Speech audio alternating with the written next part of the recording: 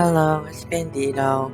So, yeah, the fairy tale song event is going to end in, um, 30 minutes. So, I might have procrastinated a little. Uh, Don't judge me on that, but, I'm just gonna record the Foie skin story, and that'll be over for all of us.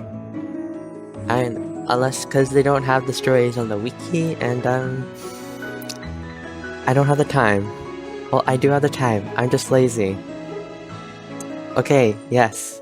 We're going to skim through it so you can pause and read if I make mistakes.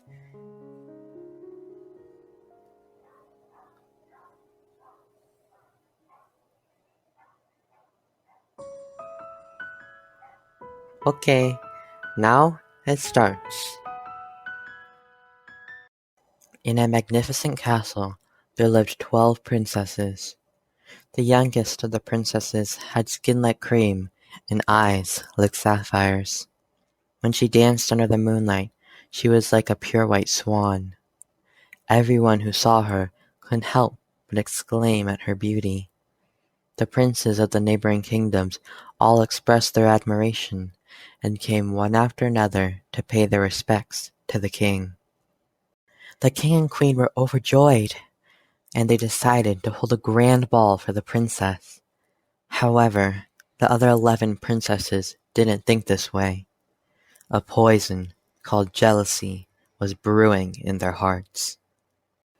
On the day of the ball, the 11 princesses found the little princess as she was strolling in the garden. They spat venomous curses from their mouths, and the little princess's snow-white skin sprouted black feathers, and her arms turned into wings.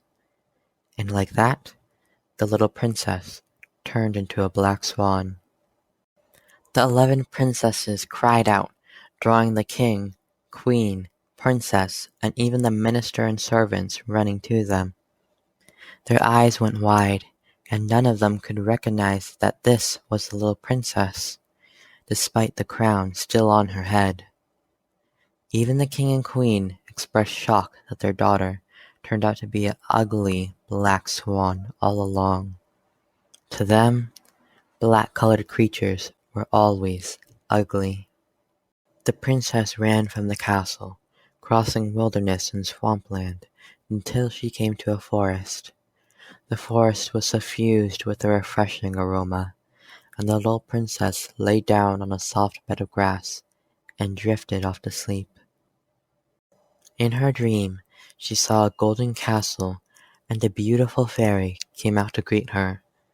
The fairy told her that only at night would she turn back into human form, and that she had to go to a cemetery next to a cave to gather nettles, weave it into clothing, and put it on. Only then would the curse be lifted.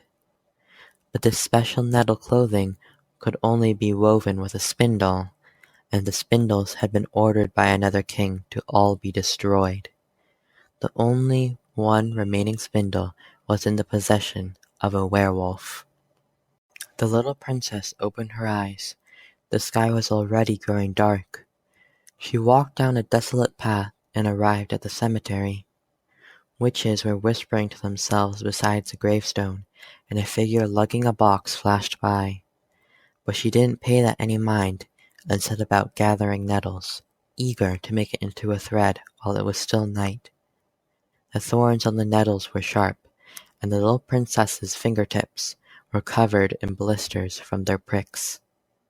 To avoid pursuit of hunters, she flew to a cave on the rugged mountainside. One day, the little princess smelled the scent of a werewolf. In a hurry, she flew to the center of the forest and saw Prince unconscious on the ground. His face was peaceful, as if he was having a beautiful dream. The little princess looked all around, but the werewolf was no longer there. Perhaps I should save him. Maybe he knows something about the werewolf, the little princess thought. The little princess dragged the slumbering man back to her mountain cave, and her intuition told her that she should go find the person carrying the box in the cemetery. And so, the little princess returned to the cemetery, and the person told the little princess that he was a magic mirror, and that he had a potion that could awaken the slumbering man, but that the little princess would have to give one of her cursed black feathers in trade. The little princess agreed to the magic mirror's condition, and plucked a black feather from her wing, spurting blood onto the ground. The handsome prince awoke from his slumber.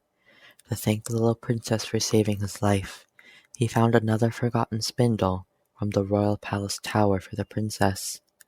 The dusty spindle started to spin, and creakily wove together a forgotten curse.